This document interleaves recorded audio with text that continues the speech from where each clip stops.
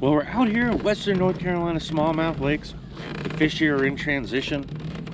Uh,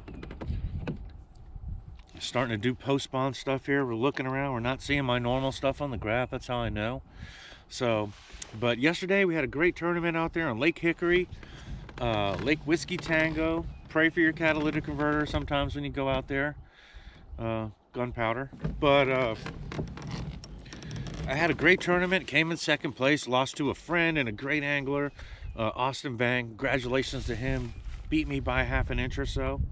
It was good. I had a great tournament. I had got on a bite really early in my area, and like when I caught my third fish, I don't know, this bass boat, this is a community hole. These bass boats came in, and one of them was live scoping, and every time I caught a bass in this little area, this little cove, he came right in on me. He did not care. Like, it did not care that I was fishing. Didn't care that I was fishing a tournament. He looked freaking, well, he didn't look at me. He never looked at me one time. All he did was stare down at his live scope.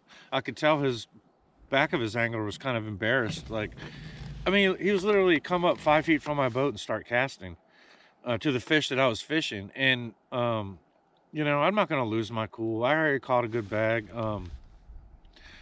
I wanted to, but you know, I kept my cool. I probably should have said something. He probably, I don't know, he might have left. He's a big old boy. I don't know, but man, that was just really frustrating. I mean, he literally blew the whole area out. I mean, I've never seen a guy cast to a fish like 20 times. He didn't catch anything. I never saw him catch a fish. He was there for an hour and a half. I never saw him catch one fish. And the people that were fishing around him were catching him here and there. But it's frustrating. That lake is very frustrating. That club that fishes out there, they have no regard. I mean, they just do not care. I mean, they're like the bullies of the world. They're like Russia. That's like the Putin. I think that's Putin's best club, because they have no respect for anybody. Not even themselves. Or his co-angler was just sitting back there trying to eat a sandwich in the rain.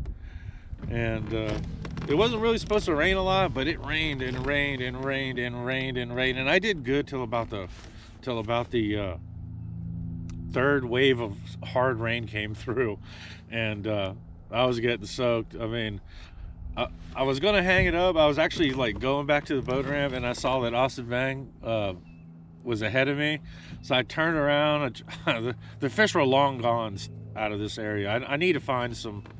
I need to find some secondary stuff. I fished around the bridge and stuff. I couldn't catch anything, and hung it up. But man, I was frozen. I was soaked. My rain gear was soaked. I was completely soaked. But it was a great tournament. And Cody, thank you to all the guys, Garrett and everybody. It was a pretty good payout. Second place, $420. Can't beat that. I think it was a $30 buy-in. $5 of that goes to Tourney X. But yeah, it was a great tournament. So we're probably gonna start cranking the I-League monthly tournaments up again, probably starting in April, and we're gonna do the same format, $45, top heavy. So you know, you can win some serious money. We had guys, couple guys, I mean, I sent like 300 something. I think Steve Simpson, Justin Faircloth, some pretty high payouts. I won one, Derek won one, Nick Jones won one. We had you know, a fair amount of decent, you know, a lot of good inches. I got the best bag of my life, 106 inches. I never would have got that. Probably wasn't trying to be competitive in a kayak tournament. And there's a guy down in Georgia, I can't remember his name, but he caught his PB doing it, 22 something inches. I mean, it's fun. It's fun to have an online tournament. You know, we're not ball busters on it or anything like that. We do stick to the regular, you know, rules and stuff. You're allowed to have a motor. And it's just a fun monthly tournament. It gets you out of the house. It gets you off the couch. It gets you a little motivation, get in your kayak. You know, get some exercise. learn a good bite, learn a summer bite, learn a little secret sneaky bite, work on a technique. There's so many reasons, there's so many motivations, and at the end kick everybody's butt and win, you know, $250, $300, second place with $100 and something bucks. But it's really fun. I mean, I'm not going to go out there and solicit. If people want to come to me for stuff, for advertisement for the club, to give away, that's fine.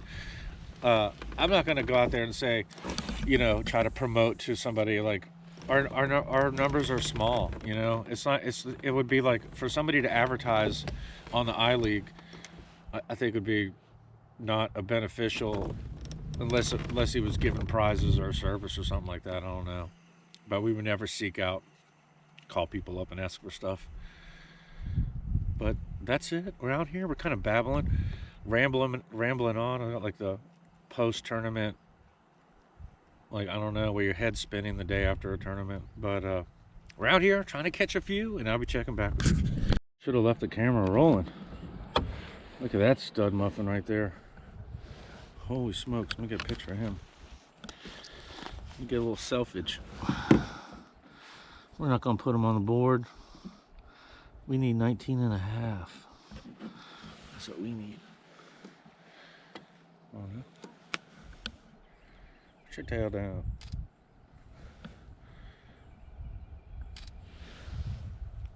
That's a good one. Big old fat pre-spawner. Let's get the native release. Native release. Oh. It's gone. Let's see if we can catch another one. We got some guys out here scoping. If you ain't scoping, you hoping. I tell you what, when live scope gets a little bit cheaper, I'll probably pick it up, but I am not going to dedicate my life to it. I can tell you that right now. A lot of times I'm like, man, it would be handy to have that, and it really would be. But I've seen it ruin so many people's fishing. Like when somebody in the club says, "Oh, I'm getting live scope," I'm like, "Oh, that's awesome, man," because usually, I don't know, usually it doesn't work out for them at all.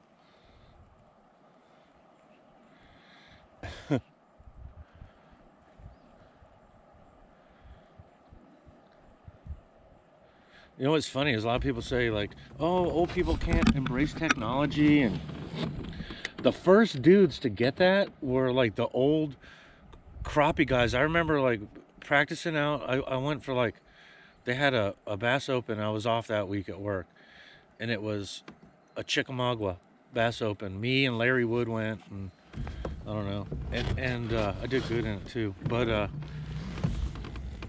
there was the guys, I mean, they're like, you know, the crappie guys, they're like, you know, into their 70s, and they are scoping the heck out of those things with the big old, like a 16-inch screen, a little John boat right in front with a 16-inch screen, just going to town on those things under the bridges up by Sail Creek. Oh, that's pretty cool.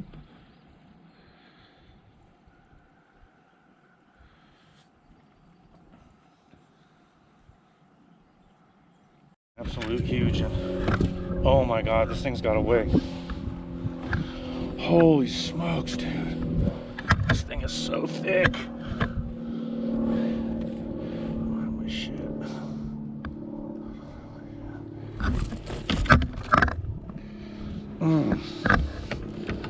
To get this hook out before it hooks me. Yeah. Look at that. Look at that giant. It's a crummy camera angle. Look at it. That is a stud right there. Whew. Let's see what he weighs. Let's get him on the scale. Oh crap, I left my scale in the truck. Well, we can measure him anyway. I don't think he's over 19 and a half. Let's see. Oh, he's 19 inches though. He's 19 inches of big. Look at that sucker right there. Whew. Let me get a gratuitous selfie. Let me get a gratuitous selfie on this guy. I don't even want to try to mess with him on a board. He's brutality. It's huge.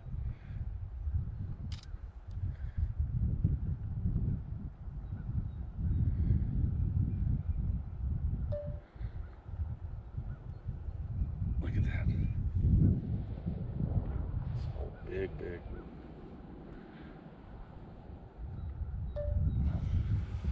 All right, let's get a new canoe release. And a native watercraft.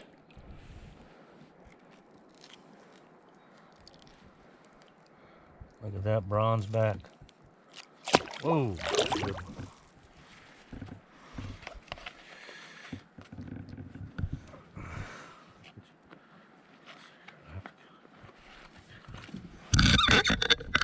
Ooh, shit. I was worried about, I had to drop anchor, man. I was worried about him getting in the anchor line for a minute.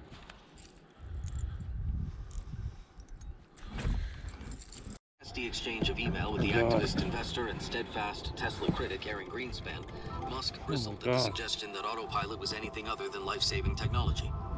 The data is unequivocal that autopilot is safer than human driving by a significant margin, he wrote. It is unethical and false of you to claim otherwise. In doing so, you are endangering the public. I wanted to ask Musk to elaborate on his philosophy of risk, but he didn't reply to my interview requests. So instead, I spoke with Peter Singer, a prominent utilitarian philosopher, to sort through some of the ethical issues involved. Wow. Was Musk right when he claimed that anything that delays the development and adoption of autonomous vehicles was inherently unethical? I think he has a point, Singer said, if he is right about the facts.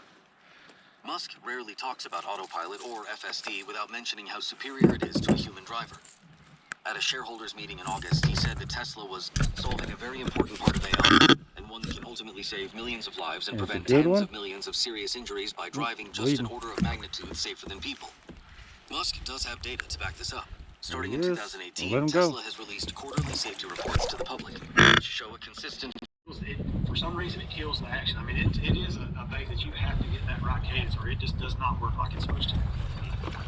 Yeah, finicky Japanese lures, right? Yeah, absolutely. When it catches the fire out. I've gotten to a point now where I think I have one on the deck every single time I go out, because I'm like, if I throw this in the right place, I'm like that main guy. In the net. There's a chance I'm going to catch the Oh, that's a big. So that's right. And I think that's like the main big. importance of it is there's always going to be that one situation during a day where it might work, and you better have it. Dang. Smack that thing. Pliers right here. Oh, come on. Let's get him unhooked. He's got one hook. One hook.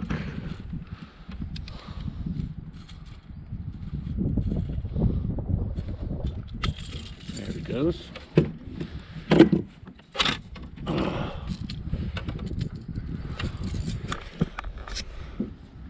That's a good one right there. It's probably 17 inches. Get a gratuitous.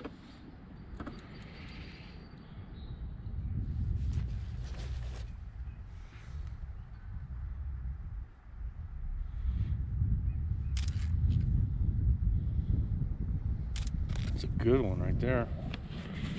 Man, he put up a fight. Pushing it down deep. Oh God, come on now. There he is right there. Beautiful, it's probably a male. It's a nice one.